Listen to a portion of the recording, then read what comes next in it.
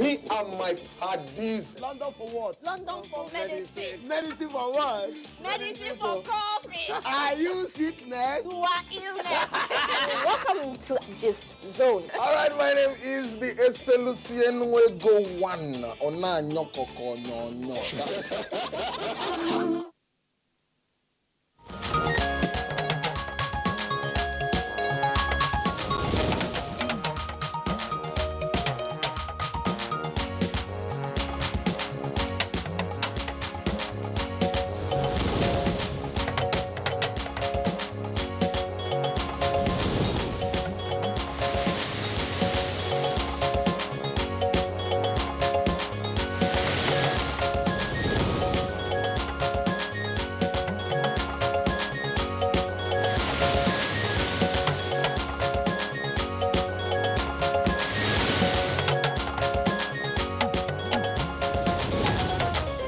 We're happy to announce that the rehabilitation of Port Harcourt Refinery will commence forthwith. Federal Executive Council approves funds for the rehabilitation of Port Harcourt Refinery. Senate rejects Armed Forces Service Commission bill. We need to get to work straight away and present a report 2-3 weeks from now. With lingering challenges of insecurity, House of Representatives urges security beef up at airports. On Good Morning Nigeria today, we will take a look at securing schools in Nigeria.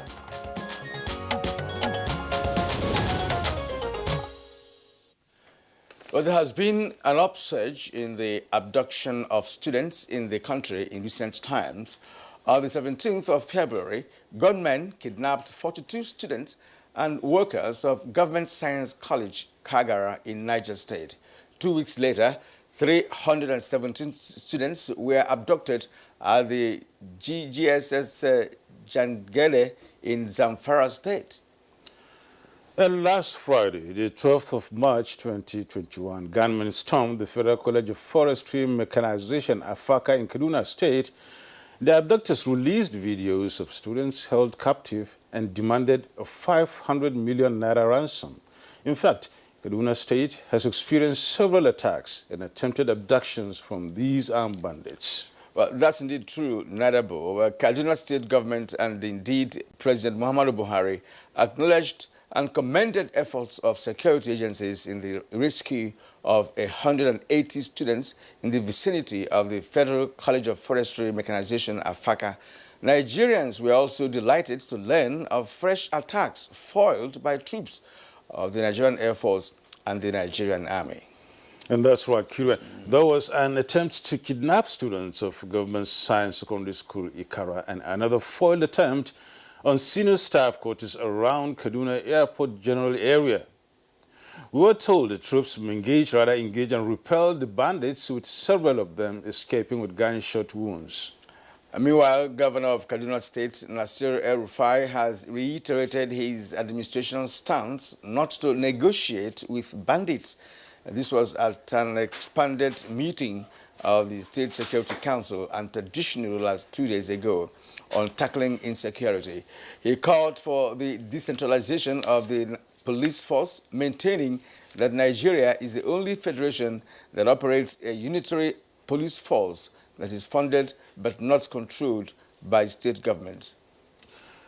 And it is also a concern to note that primary and secondary schools around Bruningwari local government area, still in Kaduna State, have been shut down following Monday's attack on UBE Primary School, Rama, where 3 teachers who were abducted. Students and teachers alike have stayed back at home for fear of being attacked. Well, this is really a drawback on the education sector. With all the initiatives and programs put together by the federal government like the homegrown school feeding program to encourage parents to send their wards to school, there has actually been an increase of children being enrolled in schools.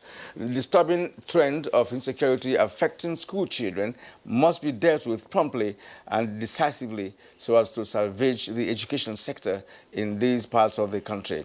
Welcome to Good Morning Nigeria. I am Kirian Umayo and we are live on the network service of the NTA. And I am Yusuf Nadabu Usman, also welcoming you to the program. We are reaching you from our studio in the nation's capital, Abuja. We shall have our complimentary segments in the course of the program. And we'll now begin right away with the morning news. And here's Musbao Dan Wahab. Good morning, Musbao. Very good morning, Kirian and Nadabo. What's morning in the Federal Capital Territory. Now, the Federal Executive Council has approved $1.5 billion for the rehabilitation of Port Harcourt Refinery in Rivers State. The Minister of State for Petroleum Resources, Timi Preosiva, announced this while briefing journalists after the Council's meeting presided over by President Muhammadu Buhari. We are happy to announce that the rehabilitation of Port Harcourt Refinery will commence forthwith. It is in 3 phases. The first phase is to be completed in 18 months, which will take the refinery to a production of 90% of its nameplate capacity.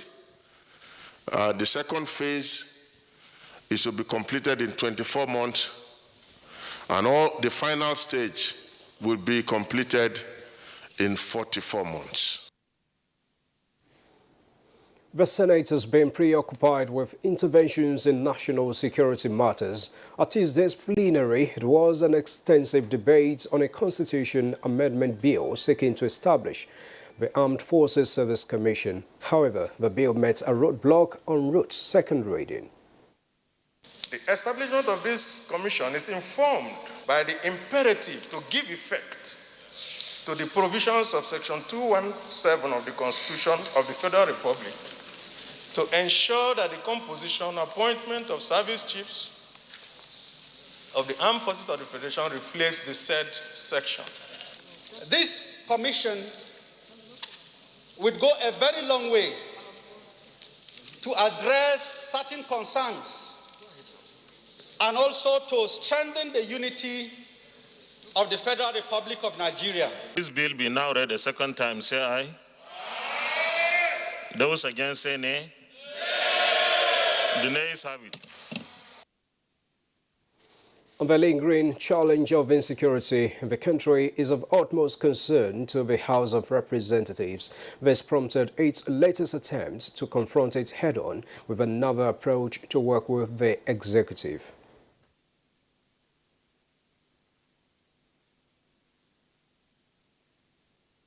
Gain access to the airport staff quarters through the runway and made away with their victims. We need to get to work straight away and present a report 2-3 weeks from now to the House for onward transmission to the President. Away from the National Assembly, barely 24 hours after an extraordinary security meeting with stakeholders, Kaduna State Governor Nasir Ahmed El-Rufai has again restated his government stance never to negotiate with any group of bandits or pay ransom for the release of abducted students in the state.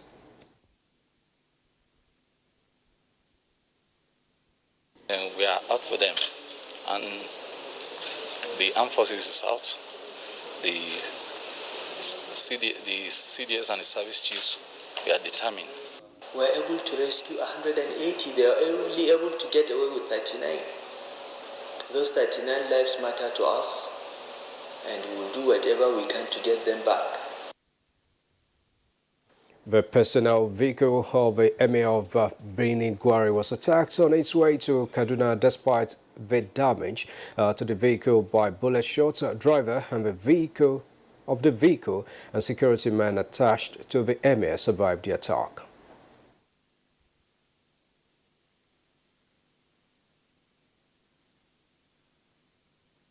the last minute, I decided to ask for relief from Nigerian Air Force, and they were the ones who brought me to Kaduna that evening. And so that's how God made it. I was not in the car, but it's clear that the bandits targeted my car, and Allah protected my driver and my orderly. Only my car is the one that got some bruises. And cutting off the stream of supply of arms to criminals is the task that Nigeria police are executing currently. Police Public Relations Officer Frank Mba disclosed this to newsmen in Abuja while parading 50 kidnapped suspects, including members of a major ammunition supply syndicate, who were arrested conveying 1,565 AK-47 ammunition to bandits.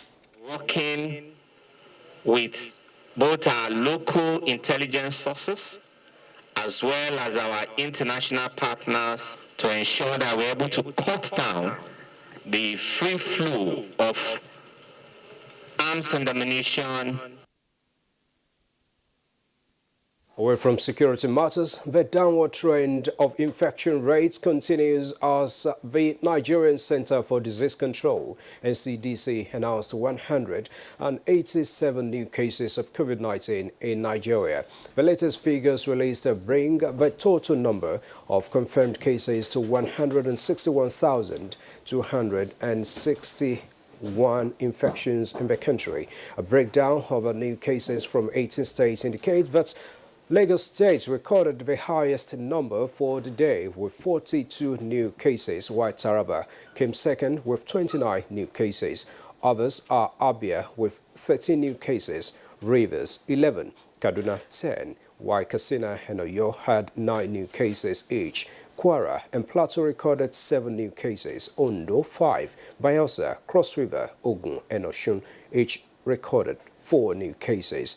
The day's tally is completed by Akwa Ibom, Borno and Nasarawa State recording 3 new cases each. Breakdown of confirmed cases by state indicates that Lagos State has the highest with 57,123 cases, followed by the FCT with 19,490, while Plateau State recorded or comes third with 9,002 cases. With the latest development, 146,395 cases have been successfully treated and discharged, while 2,027 patients have died from the virus.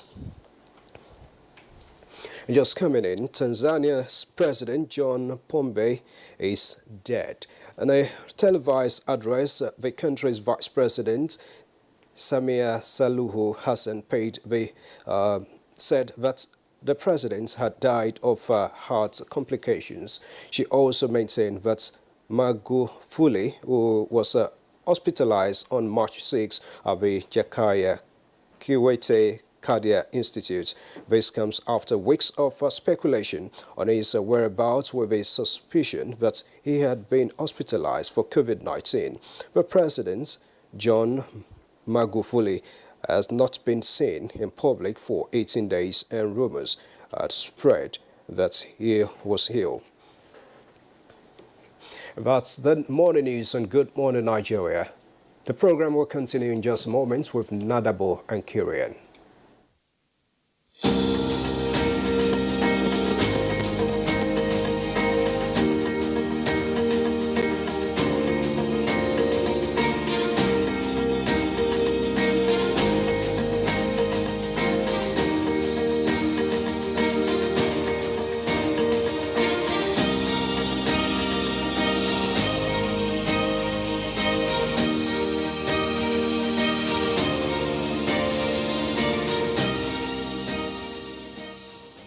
What's inside this beautiful house? Inside, there is a very beautiful family. And in this family, there is a lot of love. And inside this love, there's Alpalibe. And in the center of Alpalibe, there is a feeling made with rich milk and creamy caramel. Alpalibe, the milk-filled candy that warms your heart with love. Alpalibe, bring hearts closer. now also available in stick pack.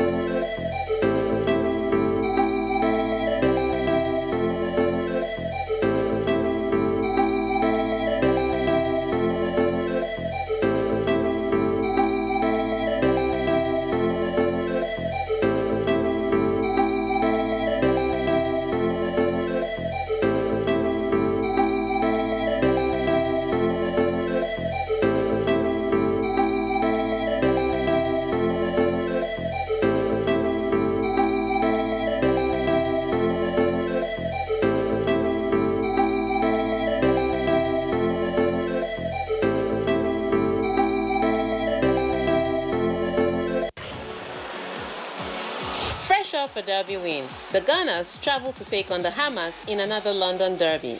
Will they make it 2 out of 2? Find out as West Ham take on Arsenal at the London Stadium this Sunday on the Premier League Live, showing on the network service of the NTA from 3:30 p.m. The Premier League Live is brought to you by Access Bank, Baba Ijebu, Lipton Tea, and Close Up in association with Gold.com. All right, you're watching Good Morning Nigeria on the network service of the NTA. Now, time for business news. The federal government has reiterated commitment to ensure all monies earmarked for the Economic Sustainability Plan is fully utilized and implemented. Let's now hear more about that from Chimobi Water and Energy on Business News. The federal government is employing the use of an I-Mark initiative introduced by the Ministry of Finance, Budget and National Planning to properly monitor and evaluate the implementation process of government interventions in critical sectors of the economy. The Minister of State, Budget and National Planning, Prince Clem Agba, stated this at the National Hospital, Abuja, during an inspection exercise of the COVID-19 Intervention Fund of 49 billion naira out of the 128 billion naira Medical Support Fund disbursed to the 52 federal government-owned medical facilities across the country for the provision and equipping of isolation centers, isolation ICUs, and molecular laboratories across the country to boost the fight against the coronavirus. We have only released 50% of the funding across. So what I'm doing now is part of our monitoring and evaluation, which in the ministry we are putting a lot of focus on. We say we have to IMARC all our projects. We also need citizens to help us to IMARC the projects. Because oftentimes people say government earmarks, budgets are put in place, and we see nothing. While conducting the ministry around the facilities, the chief medical directors of the National Hospital and the Federal Medical Center, Abuja, noted that with 50% disbursement so far done, the hospitals are ready to handle any emergency that may arise from the COVID-19 pandemic. The best outcome is gotten from the health facilities. And from this, like for example, when we are talking about molecular laboratory, within the last few years, you just think that it's something that's in the US, it's in the UK. This is now virtually in every health facility in Nigeria. At a time, even face masks were not available. Coveralls were not available worldwide. But today we have enough storage in stock to be able to meet any pandemic or any wave of this disease and other diseases. Meanwhile, the Nigeria Extractives Industry Transparency Initiative has vowed to ensure the recovery of 69.5 billion naira and $5.31 billion outstanding funds captured from NATI's 2018 audit report. The Executive Secretary, NATI, Ogbonnaya Oji, who stated this during a press briefing in Abuja, stressed that the monies were potential recoverable revenue which NATI is poised to recover.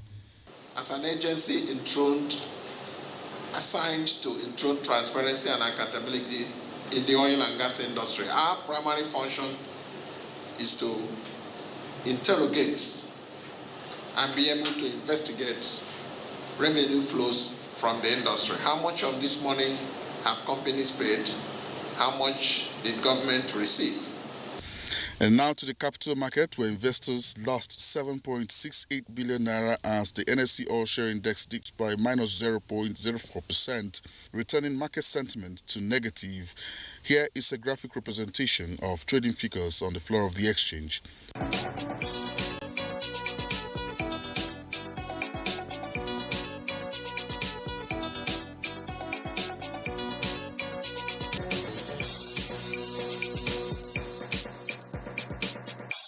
With business news, I'm Chimubi Walter Naji. Oh, well, many thanks, Chimubi, for that package. Next on the program is newspaper review.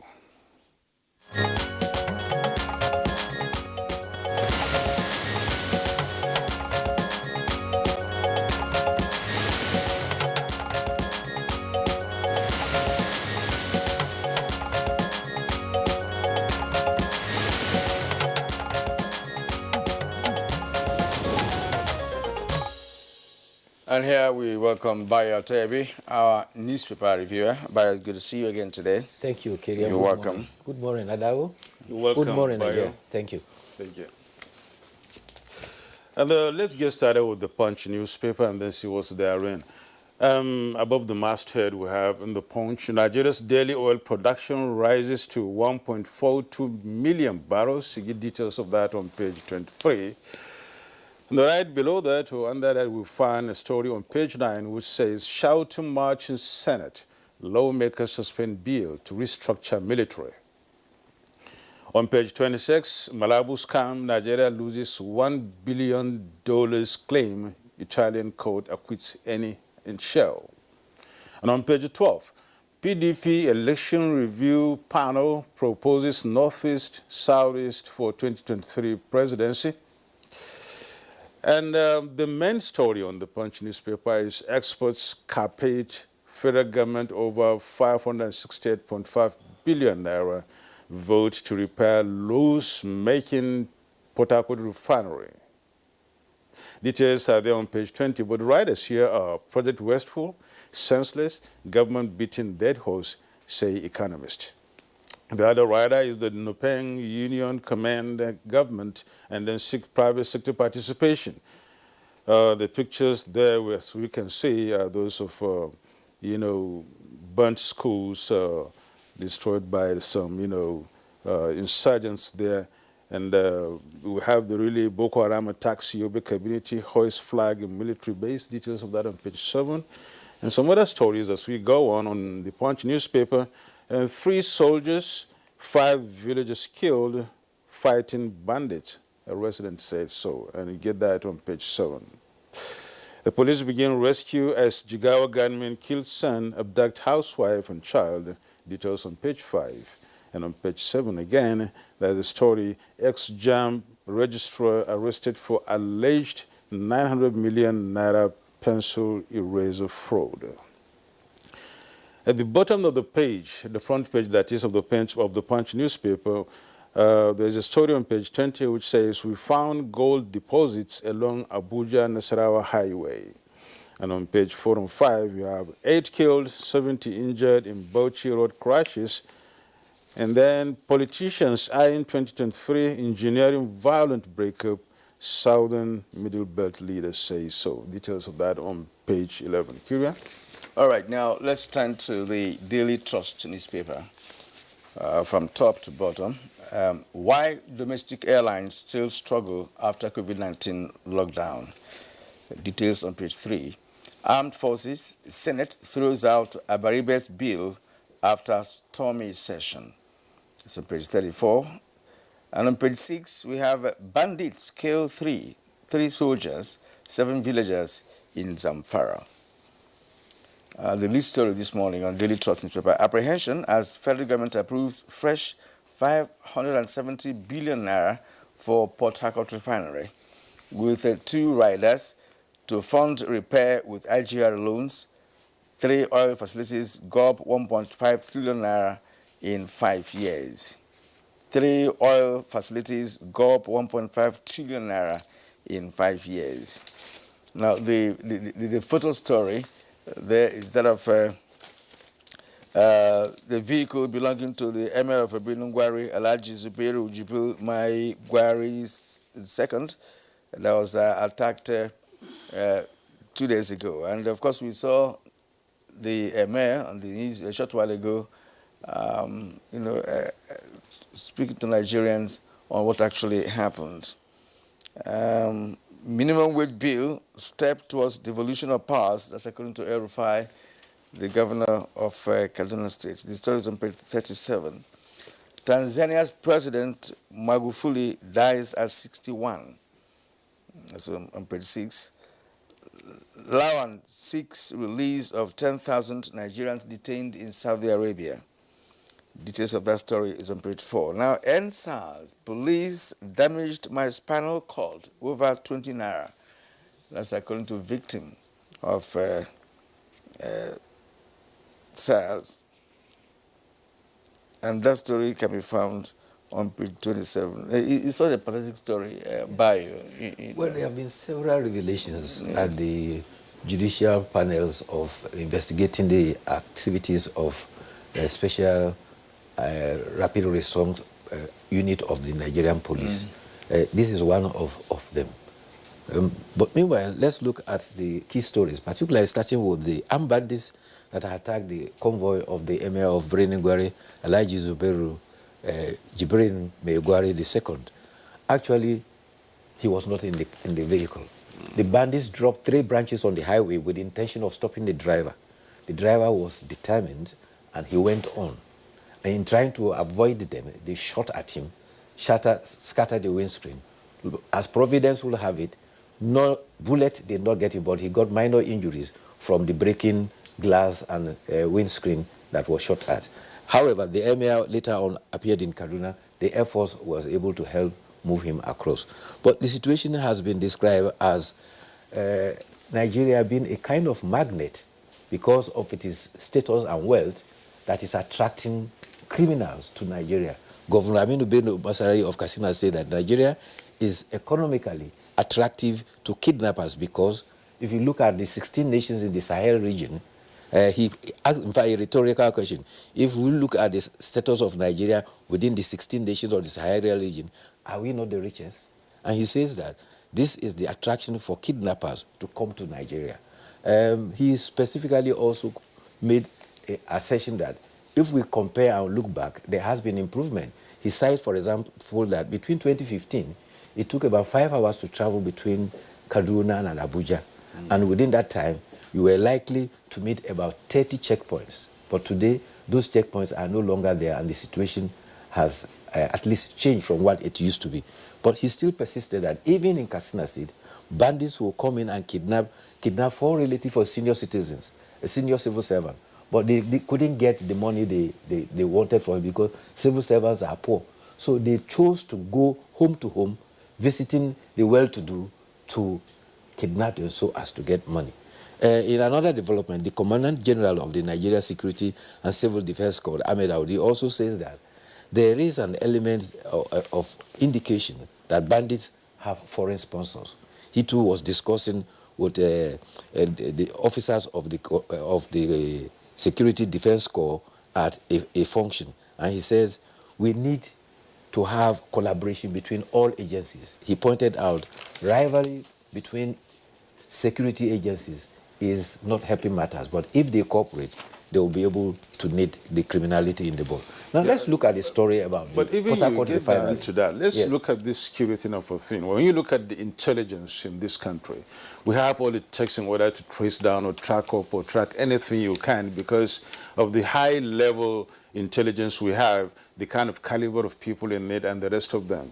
And I find it sometimes very uncomfortable to really understand how these bandits could just really be, sponsored unnoticed, and then be operating unnoticed, and then be going around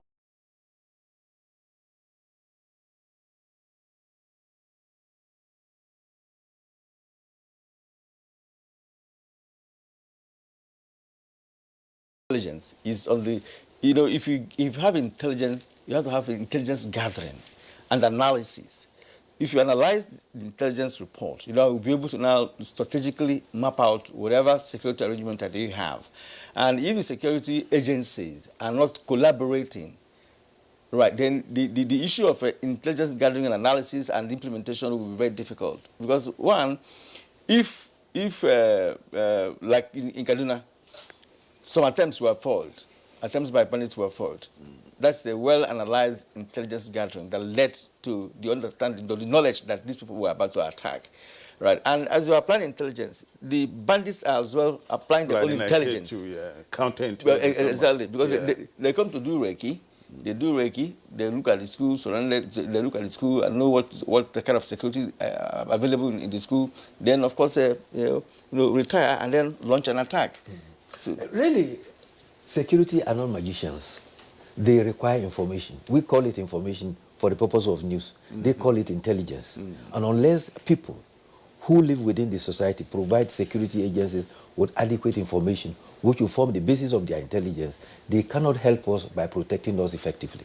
So the intelligence, they require their own recce to do their own intelligence. We, the society, must also provide them the information they require so that we can help them to protect us. And most importantly, the synergy too between among these intelligence various agencies and most even the security agencies themselves. Yes. The report of the Port Harcourt refinery, the Federal Executive Council approved 570 billion, an equivalent of $1.5 million to repair Port Harcourt refinery.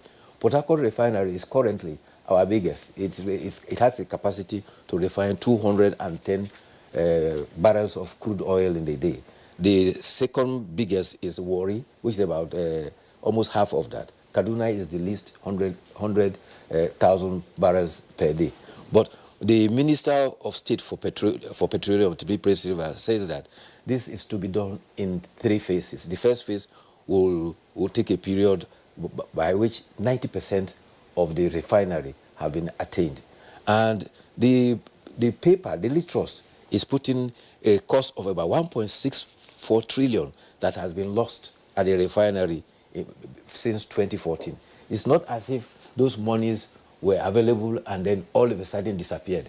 If those refineries were working, that is the quantum of revenue or money they would have generated. If they were working. If they were working. Yeah. But because they are not working, that is what we have lost. Well, but the initiative is to start with Port Harcourt. It will later on go to Warri and also Kaduna. But this time around, they have a foreign firm that will do it. And after completing it, that firm was recommended by the original builder of the Port Harcourt refinery. Okay. After it has been built, this time around, they are going to engage an agency that will operate and maintain the refinery, so that we don't go back to what we have, turnaround maintenance. Exactly. I was coming to that. Yes. Because we've had that over the years, turnaround maintenance that will go up, huge amount of money, and after that we go back to the original status of the refinery. Anyway, I think this is a very healthy development, in the oil sector. If the timeline, is maintained, is a good one there. And as that is going on, we are hoping also that the Dangote refinery will also come up on stream, anytime next year or thereabout. Well, that may, however, reduce the, importation of refined fuel in this country.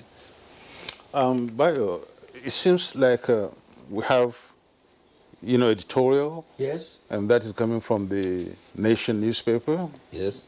It's talking about PENCAM must work with defaulters to ensure they settle their obligations, the unfounded pensions, that is. What is it saying?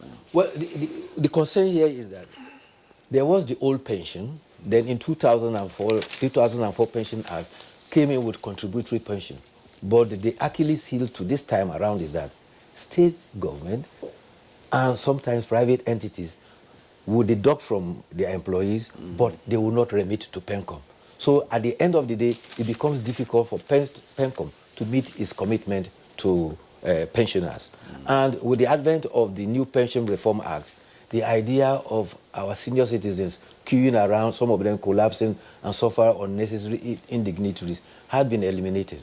But the challenge is returning if you deduct and you don't refund, because that makes it impossible for pension agencies to pay their commitment to the retirees. Now, what they are saying, the editorial is saying that with the amendment with the 2014 aspect of the law, the PENCOM should go forward to insist and make sure that they provide time frame for those who have deducted and have not remitted to make sure that that is remitted. If we do so, then PENCOM also pays a pension to state workers. Is that what you are? No. There is, under the Pension Reform Act, the PENCOM is in charge of pension and it makes a recommendation. There are some states that have adopted the new Pension Reform Act. Others have not, and they are still working under the old pension. The old pension scheme is very cumbersome. So you're talking about states now that have adopted the new pension scheme. That deduct and don't remit. Okay. Well, that's a good one, at least if it's going to really work that way. Okay, bye. We'd like to thank you for your analysis today. We hope to see you again tomorrow for further analysis on what the papers are saying. By the way, it rained heavily today. Oh, yeah. I mean, it's been a wet morning here in Abuja. And we hope that it will bring down the temperature that has been so high. Exactly. Exactly. That's true. All right, we'll see you again tomorrow. You are watching Good Morning Nigeria on the network service of the Nigerian Television Authority. And today we are taking a look at protecting the schools in Nigeria, or securing the schools in Nigeria from the incessant attacks by hoodlums or bandits, as the case may be. But for now, let's take a short break. When we return, we will, of course, be dealing with that subject matter. Stay with us. The second wave of the coronavirus COVID-19 pandemic is upon us. To safeguard lives of our people, government has signed the Health Protection Regulations, which makes wearing a face mask mandatory in public places. Wear a mask. Keep social and physical distancing. Avoid crowded places. Wash your hands regularly with soap and clean water. And use hand sanitizer. COVID-19 is real. Do not be infected. Do not spread it. This message is brought to you by the Nigerian Television Authority, NTA.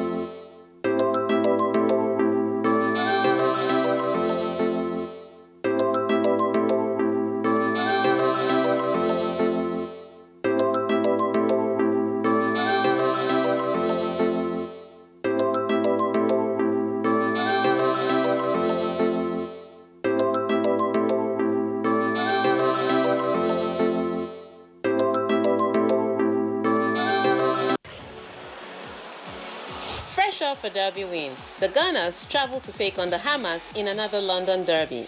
Will they make it 2 out of 2? Find out as West Ham take on Arsenal at the London Stadium this Sunday on the Premier League Live, showing on the network service of the NTA from 3:30 p.m. The Premier League Live is brought to you by Access Bank, Baba Ijebu, Lipton Tea, and Close Up in association with Gold.com.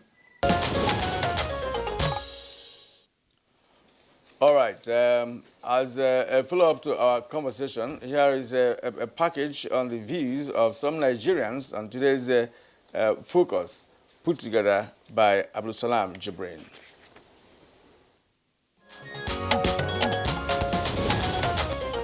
Well, for me, I feel the community also have a part to play, because it's quite very funny for me to hear that students are being moved. Does that mean there are no securities in that state anymore?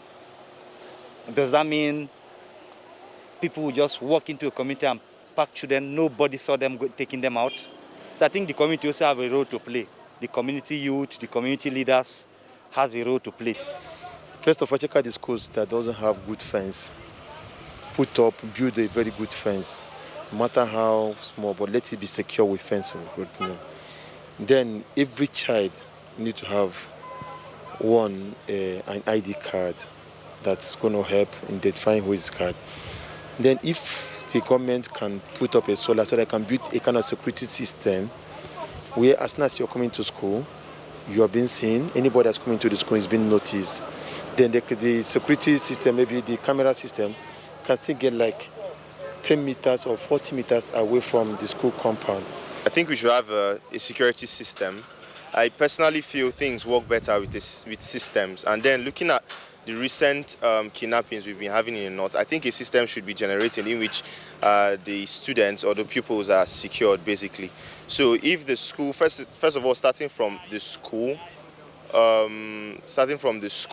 management, if there's a system in which they can liaise with the parents and, okay, you bring your kid to school, this is what happens, taking them home, this should be a system so that we can account for all of them. We should work on insecurity the more. Like the schools are not, they are poorly equipped. You go into a school, you discover that most of the school does not have any security. You can enter into it from anywhere you want and you can go out. You know, there's no security personnel in the school. There's no security measures like CCTV cameras and some things that can get a footprint of what happens within the school environment.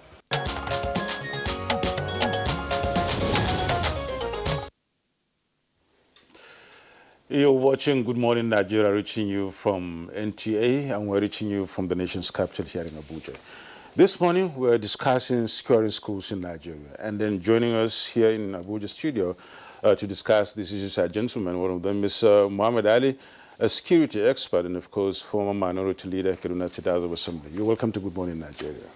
Thank you very much for having me. All right, and also with us here in the studio is Dominion Ajom. Dominion is an expert on security and has been working on security for schools. You're welcome. Thank you for having me. And we also have a public affairs analyst, Abdulrahman Abu Hamisu, who is a regular on Good Morning Nigeria. He's a political scientist, researcher, and of course, as I earlier informed you, a public affairs analyst. It's good to have you here this morning. The pleasure is all mine. Good morning. Well, gentlemen, you're welcome to Good Morning Nigeria once again. And in the course of this presentation, we'll be expecting the Commissioner Internal Security too, of course, and Home Affairs from Kaduna State, Samuel Arwan. But before that happens, let's get started and then see what really is at stake for us this morning.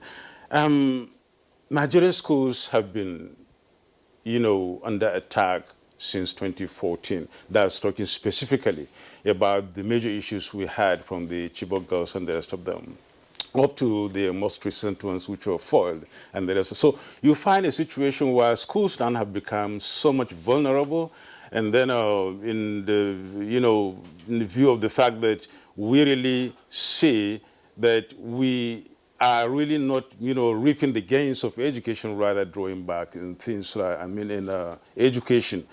Now, Abdulrahman Abu Hamisu, as a public affairs analyst, how do you see this situation? Is it really, a thing to just think that it's a bandit thing, it's an insurgent thing? What is that? Well, that is a very good question to start with. Yeah. We can't really distinguish what is happening, but if you look at the trajectory, it started with the insurgency in the northeast that birthed the Chibok girls' abduction. After that, we saw the Dapchi girls. From there, it spiraled out of the northeast to northwest to north central, and we're linking it to banditry, to kidnapping for ransom, whatever is the name. The truth is the schools are under attack. And the solution is what we should be looking out for. And the first solution was the Safe Schools initiative that was launched in 2014. But one of the things that usually agitates my mind is our capacity not to provide solutions. And even if we provide solutions, they are not effective. Even if they're effective, they are not impactful. The essence of any response to crisis or to any problem is to generate impact to the extent that such a crisis is mitigated. But in the case of our dear country, you see beautiful responses on the paper to crisis, but the impact and the outcome are not just there to really show that we are getting result. And that brings me to the concept of problem solving. I have not seen any direct, any impactful, quest to solve these problems beyond we're on top of the situation, government is doing this, government is doing that. But again, if government is doing all of this, if we cannot stop the banditry around North Central, if we cannot contain the insurgency, we should be able to secure our schools. And the Safe School Initiative that was launched in 2014, up to this moment, 2021, should be able to stem the tide of kidnapping or the spate of kidnapping. But what we are saying is escalation. So the question we need to ask ourselves as a people and as a nation is, what is wrong? Is it that the initiative is not effective, or that we are not implementing it, we just have them on paper? And if that is the case, what happened to the funds? Okay. Thank you. Let's turn to Dominion Ajom here, who is a security expert and who has been working on security for schools. Of course, the incessant attacks on schools is no longer news because it's like a soft target that the bandits have actually decided to be attacking almost on a weekly basis as it is presently. Now, what is it that you have found out in our schools that require to be adjusted to ensure that the proper security arrangement is made to protect our children, especially those living in boarding schools? Yeah, thank you very much. Actually, I want to start by saying there's been this wrong notion that we have had in our various schools that security is just a business for the government and security operatives only. I want us to start by accepting the fact that security is a collective responsibility, and it should begin from the school itself before it gets to other places. What do I mean? The people in the school system, in the school community, should be properly informed, right from the teaching staff, non-teaching staff, the parents, and the children as well, to the point that they themselves at every point in time will be security conscious. They will be alert to watch and equally ensure that they put security measures in place, like the kind of gate men they have in our schools, like security men, are not the kind of security men we should have. You see a man who is tired and